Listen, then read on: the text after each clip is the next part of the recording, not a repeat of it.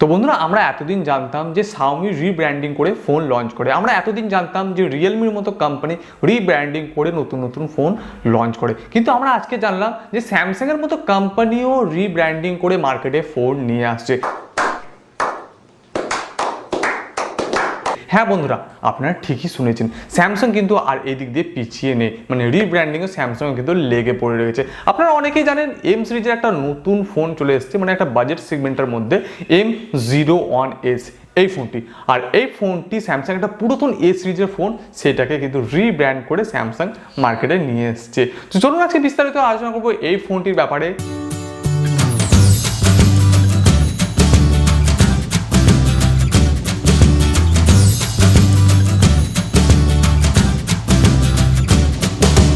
তো বন্ধুরা, স্যামসাংয়ের যে এই ফোনটি চলে এসেছে M01S, এই ফোনটি বর্তমান দাম হচ্ছে 9,999 টাকা ভারতীয় মূল্যে। আর এই ফোনটি যেটা মানে রিব্র্যান্ড করে নেওয়া হয়েছে, তো স্যামসাংয়ের একটা পুরাতন ফোন ছিল এ সিরিজের A10S, তো এই ফোনটিকে রিব্র্যান্ড করে নতুন নাম দিয়ে M01S নামে মার্কেটে আনা হয়েছে। তো এই রয়েছে M01S, লুকসটা আপনারা দেখতেই পাচ্ছেন, আর এই রয়েছে A10S। তো দেখতে পাচ্ছেন হুবহুব দুটো ফোনই কিন্তু এক, কিছু পার্থক্য আশা করি আপনার চোখে পড়বে না, কিন্তু বন্ধুরা স্যামসাং এখানে পার্থক্য রেখেছে।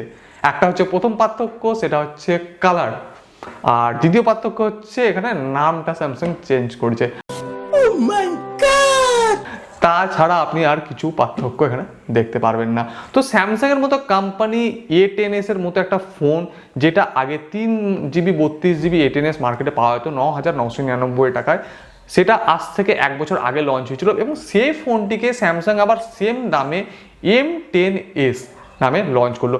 আমরা অনেকেই জানি স্যামসাংয়ের যে এ সিরিজের ফোনগুলো রয়েছে সেগুলো একটু কস্টলি হয় এবং অফলাইন মার্কেটে সেগুলো বিপুলভাবে বিক্রি হয়, কিন্তু আমরা এম সিরিজ যে ফোনগুলো দেখে থাকি যে কম দামে বেশি বেশি স্পেসের সাথে অনলাইনে বিক্রি হয়। কিন্তু এখন যদি দেখা যায় যে M01S এ কি বেশি দেওয়া হলো 9,999 টাকা, এই দামটা তো A10S এর 3GB 32GB ভেরিয়েন্টের ছিল।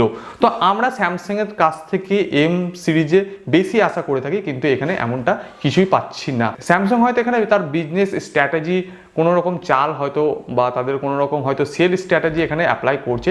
যাই হোক, সেগুলো নিয়ে বেশি আলোচনা করবো না, দেখে নেবো M10S এর কী ফিচার্স রয়েছে। আপনারা যদি A10S এর ফিচার্স জেনে থাকেন, তো সেমই ফিচার্স রয়েছে। এখানে একটা ডিসপ্লে পেয়ে যাবেন 6.2 ইঞ্চেসের টিপিক্যাল টাইপের, মানে ভি নচে এই ডিসপ্লেটি পাবেন। ডিসপ্লেটি থাকবে HD+ 720x1520 পিক্সেল। আর পিছনের যে ডিজাইনটা দেখতে পাচ্ছেন, এখানে থাকছে ফুললি পলিকার্বনেট বডি, ভার্টিক্যালি শেপে আপনারা দুটো ক্যামেরা দেখতে পাবেন। মেন ক্যামেরা থাকবে 13 মেগাপিক্সেলের, সেকেন্ড ক্যামেরা থাকবে 2 মেগাপিক্সেল, সামনের দিকে থাকবে 8 মেগাপিক্সেলের ক্যামেরা, যেখানে অ্যাপারচার প্রোভাইড করা হবে f2.0, এবং যে পিছনের দিকে ক্যামেরাটি রয়েছে সেখানে কিন্তু অ্যাপারচার খুব সুন্দর দেওয়া হয় f1.8, মানে লো লাইটে আপনি ভালোই ছবি তুলতে পারবেন। এই ফোনটিতে ভ্যারিয়েন্টের যদি কথা বলি, 3GB 32GBর সঙ্গে আসছে, 4GB আসার সম্ভাবনা রয়েছে। এখন পর্যন্ত কিন্তু কোনো রকম আপডেট নেই।